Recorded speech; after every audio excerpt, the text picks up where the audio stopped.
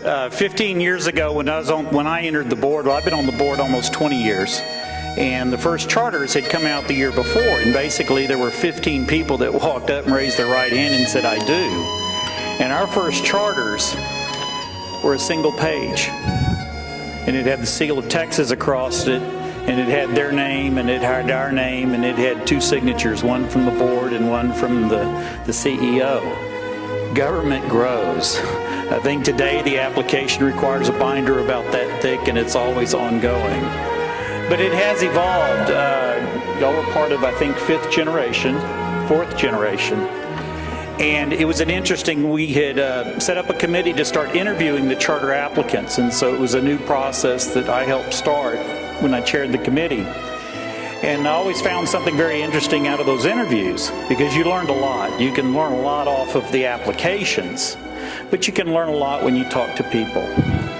And we would have charters that had very good applications, technically, but then you talk to the people and you discovered that they just didn't get it. They weren't quite ready.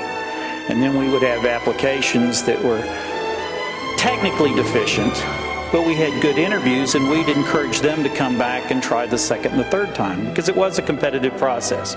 But Harmony was a little bit different. There were 4 gentlemen, I believe, maybe 5, and he was dressed the same as he is today. And I'm going to quote someone that gave this one to me. He was more nervous than a 5th grader. But he got so excited that he kept trying to tell me everything that they wanted to do that we just had to stop and say, "Time out. Begin again." And begin again, because we wanted to catch every word. And the Turkish accent was a hurdle.